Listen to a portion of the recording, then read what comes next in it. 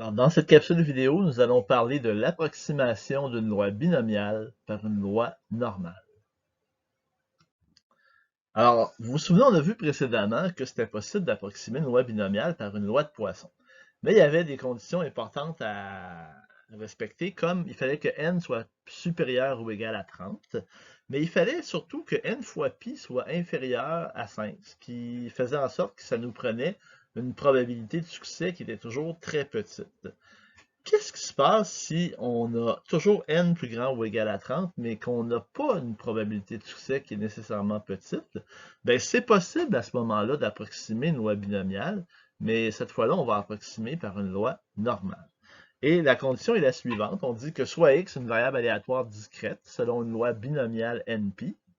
Si n est suffisamment grand, c'est-à-dire supérieur ou égal à 30, et que n fois pi est supérieur ou égal à 5, alors x est distribué approximativement selon une loi normale de moyenne NP et de variance n fois pi fois 1 moins pi. Pourquoi ces valeurs-là? Ben, rappelez-vous que quand on a une loi binomiale, ben, l'espérance est donnée par n fois pi. Et quand on a une loi binomiale toujours, ben, la variance est donnée par n fois pi fois 1 moins pi.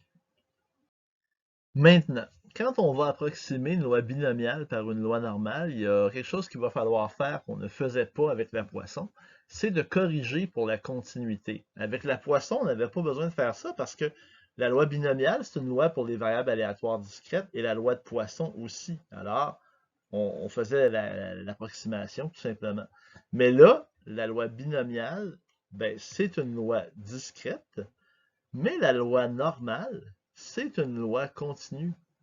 Alors, si on approxime une loi binomiale par une loi normale, on utilise une loi continue pour calculer les probabilités d'une variable aléatoire discrète. Et ça pose problème. Alors, qu'est-ce qu'on va faire pour contourner cette difficulté-là? Ben, on va effectuer ce qu'on appelle une correction pour la continuité.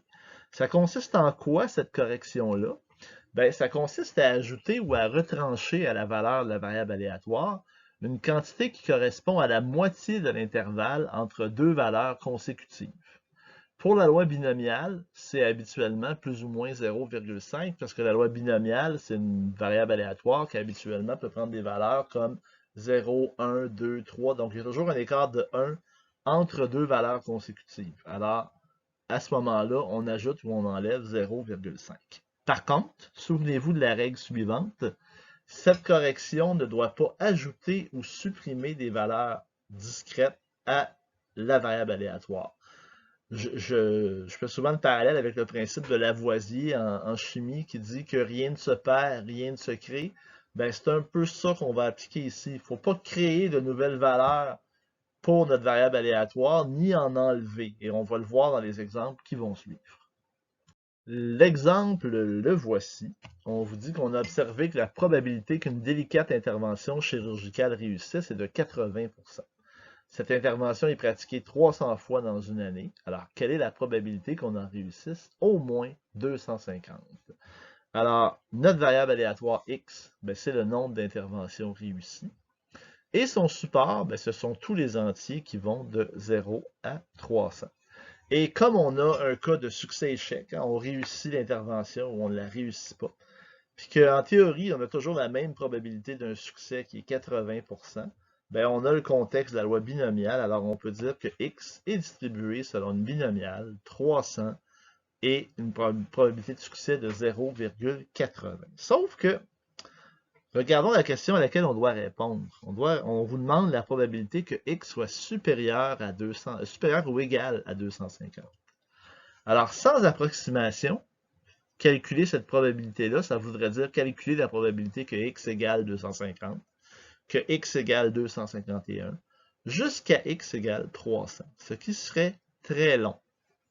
Alors, c'est pour ça qu'on passe par une approximation. Et on peut le faire parce qu'on sait que n est supérieur ou égal à 30. N fois pi donne 240, donc c'est supérieur ou égal à 5. Alors, ça me permet de dire que x est distribué approximativement selon une loi normale de moyenne 240 et de variance 48. Et pourquoi je peux dire ça? Rappelez-vous, hein, c'est une normale de moyenne NP et de variance N fois pi fois 1 moins pi qu'on utilise pour l'approximation.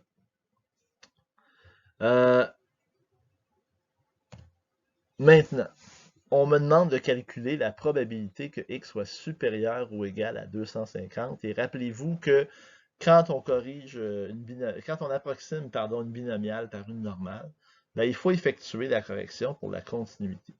Et là, comme correction, j'ai décidé de retrancher 0,5. Donc, je cherche la probabilité que x soit supérieur ou égal à 249,5. Pourquoi j'ai retranché 0,5? Ben, rappelez-vous, rien ne se perd, rien ne se crée. Je cherche la probabilité que x soit supérieur ou égal à 250.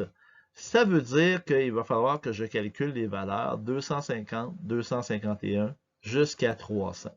Les probabilités pour chacune de ces valeurs-là.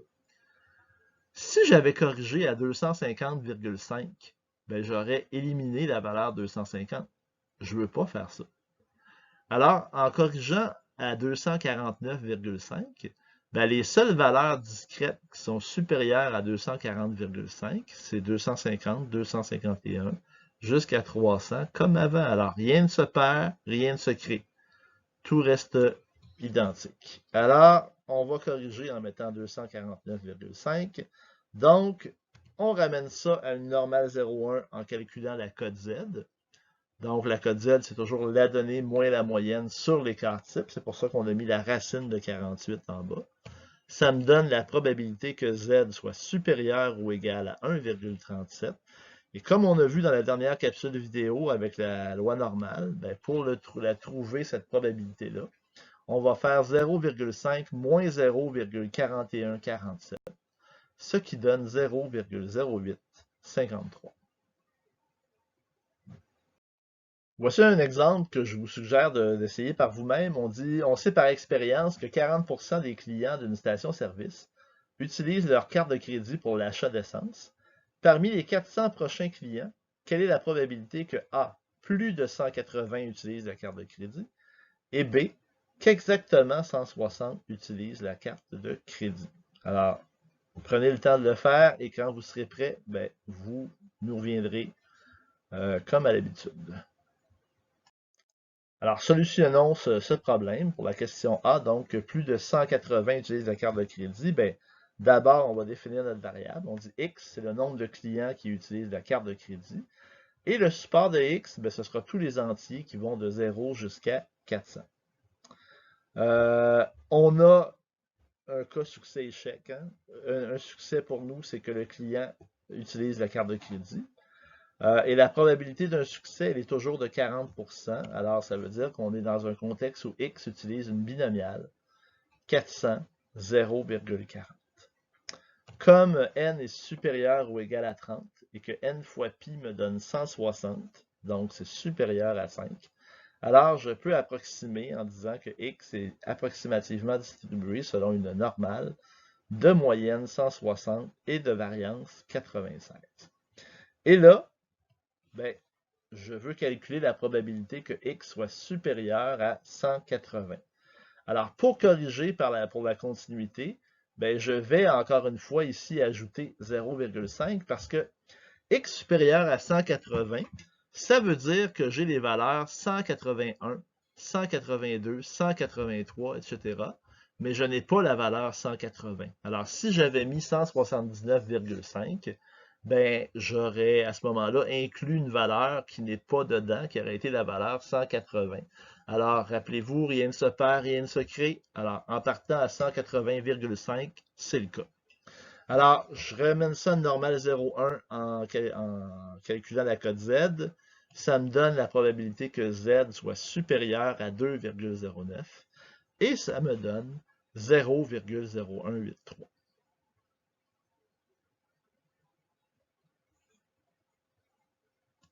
Allons-y maintenant pour la question B. On vous demande la probabilité qu'exactement 160 utilisent la carte de crédit. Bon, j'avoue, on aurait pu le faire ici directement avec la binomiale.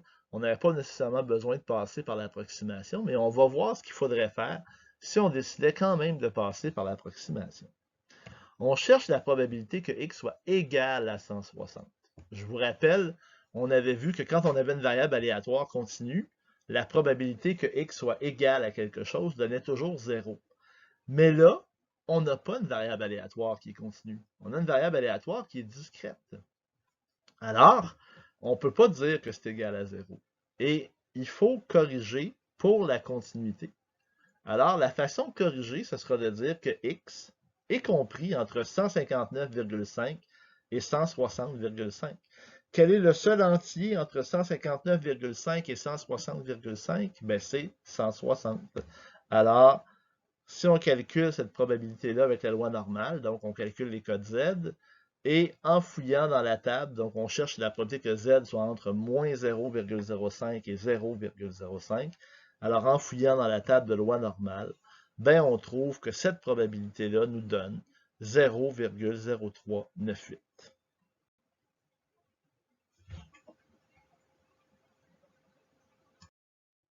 Alors, avec ce qu'on vient de voir, ben, vous êtes maintenant en mesure de compléter les exercices de la section 3.6.7.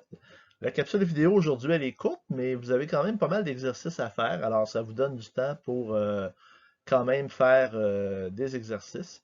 Et au prochain cours, ben, on va parler du théorème maintenant le plus important des statistiques qui s'appelle le théorème limite centrale.